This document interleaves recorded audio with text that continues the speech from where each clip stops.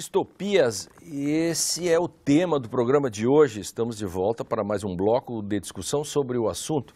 Em 1984, Orwell dizia, no livro 1984, quem controla o passado, controla o futuro.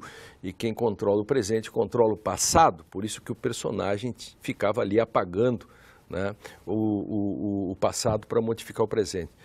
Como vocês veem tudo isso? A questão da memória, o fim da cultura, dentro dessa relação de distopia, utopia, distopia? Eu penso que a memória, pelo menos nestas leituras que eu procurei fazer a partir da nossa proposta, tem muita memória. Eu acho que os autores, neste sentido, buscam esta questão da memória mais do que a lembrança simples. Aquela coisa de guardar. Acho que tem duas coisas para a gente muito legais. Tempo e memória, me parece que estão muito presentes nestas distopias. Porque o tempo não é determinado. Inclusive aqui o Sousa, a mulher do Sousa, guarda todos os anos os calendários e ela muda no dia 5 de janeiro. Né? Então, no dia 5 de janeiro, ele sabe que é dia 5 de janeiro, porque é o dia que a sua esposa reúne todos os calendários e guarda. Porque para ele diz, não importa se é dia 1º, se é dia 2, eu sei que passou um ano quando ela faz esse gesto, há 30 anos ela vem fazendo esse gesto. Então, essa coisa do tempo não determinado, mas ao mesmo tempo determinado, é interessante. Daria para pensar assim, duas espécies importantes de mal-estar na civilização na contemporaneidade. Né? Um é o sentimento de abandono, decorrente dessa desconstrução da tradição de que tu falavas. Né? O outro é o sentimento de opressão, de uma sociedade tecnocrata, né? Excessivamente técnica. Não é à toa no ensaio sobre a cegueira que as personagens sofrem de uma cegueira branca. Né? E aí o Drayton pode falar disso melhor do que eu. Por que essa cegueira é branca?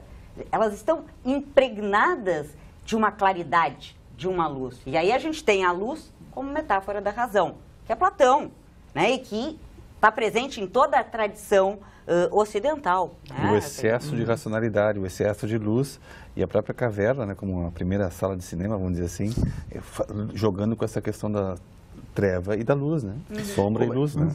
Como é que os livros aí, os textos que vocês têm e outros, podem ajudar a explicar um pouco essa relação de uma sociedade complexa, autoritária de todo modo, por mais democracia, mas o modo como se controla a sociedade pelos meios de comunicação e a própria internet e tal, você tem cada vez menos liberdade. Como funciona isso numa relação com o próprio direito, né? Na medida em que, se nas sociedades totalitárias, o direito sempre acaba fazendo um papel de vilão e a literatura faz o papel da denúncia. Né? Verdade. Então, o que a gente tenta fazer um pouco esse casamento de direito e literatura para tentar salvar um pouco o direito nesse processo todo, para ele não ficar só com o lado ruim da coisa. Em certas áreas do direito, vamos dizer assim, nós notamos uma espécie de atraso, de delay, porque a sociedade avança e o direito ele vai vindo atrás para... É um atraso de lei e delay, né? De lei. No sentido Exato, dupla agora. Dupla, do atraso, né? Do atraso para regrar certos fenômenos, vamos dizer assim, que eram-lhe desconhecidos, vamos dizer assim. Tanto é que o direito mesmo não sabe lidar, por exemplo, com a própria questão da tecnologia da internet. Se ofender alguém pela internet, essas coisas, o direito ele não sabe lidar bem com isso. O que nós temos nessas narrativas, né, da literatura distópica?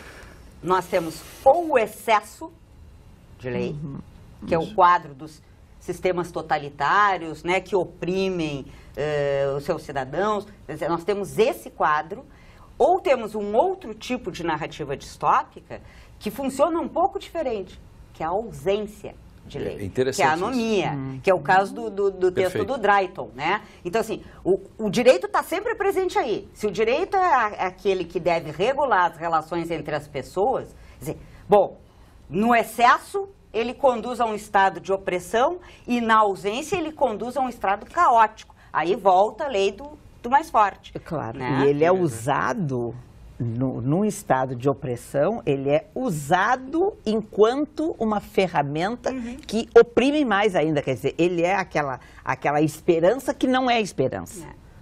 Que na prática não mais... Guerra é paz, liberdade é escravidão, né?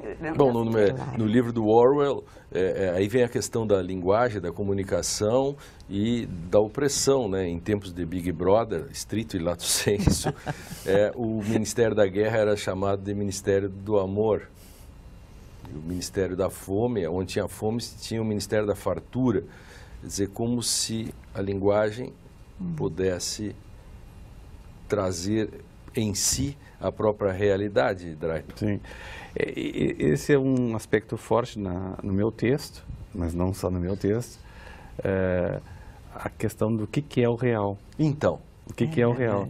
Porque as crianças estão fechadas naquele quarto, que é uma espécie de quarto de brinquedos, onde se brinca, e eles estão encerrados naquela casa. E, inclusive, os pais, mais para o fim do conto, dizem quase que se arrependem de terem comprado aquela casa tão tecnologizada. Então, qual é o acesso que eu tenho hoje, com tanta tecnologia, e ele já antecipou isso na década de 50, acesso ao mundo. E ele propõe para as crianças, nós vamos ficar um tempo aqui com o quarto fechado, e as crianças ficam horrorizadas com essa proposta e propõe mais, nós vamos sair um tempo, fazer umas férias, passar fora de casa, e as crianças também não sabem o que eu vou fazer, porque essa máquina que me dá banho não vai estar comigo, etc. O que nós percebemos? A dependência dessa tecnologia, sem a qual... Exatamente, refém. É aquilo que tu disseste antes, que você está dizendo, Luísa, que o invento se volta contra o próprio inventor.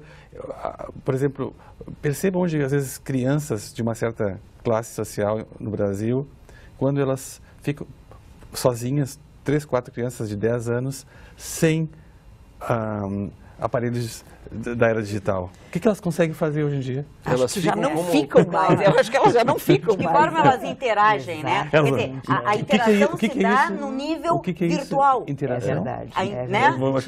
Primeira pergunta vamos se perguntar o que é interagir. Mas não existe a interação com o outro concreto ao meu lado. Existe com aquele que está distante, né?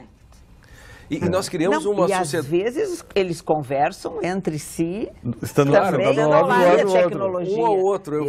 Eu vi isso no aeroporto, eu falei para a Rosane, minha mulher, nós vimos no aeroporto um casal, vamos dizer assim, acabei de te mandar um e-mail. Ele estava sentado na frente, eu digo, mas esse idiota, que esse cara, essas coisas assim. Então, como percebe? Quase irreal, não. O meu mundo fica maior ou menor, e Machado falava isso muito bem nas ideias de Canário, né? Qual é o tamanho do meu mundo? E na medida em que, paradoxalmente, vocês não acham que também é distópico essa questão do excesso de informações? E para voltar àquilo que você está falando... Excesso de informações é informação quase nenhuma, porque informação não é saber e nem sabedoria. Não. E para voltar àquela questão da imagem, muitas vezes a gente percebe pessoas que vão em viagem de turismo e elas não conseguem mais fruir o momento, mas só fotografam. Elas, em vez de elas mesmas contemplarem aquele momento, elas só fotografam para mostrar depois para outras pessoas. Eu acho que é construindo uma memória de alguma forma, mas é uma memória que perde aquilo que está fora do foco da fotografia, não é? E aí vem uma espécie assim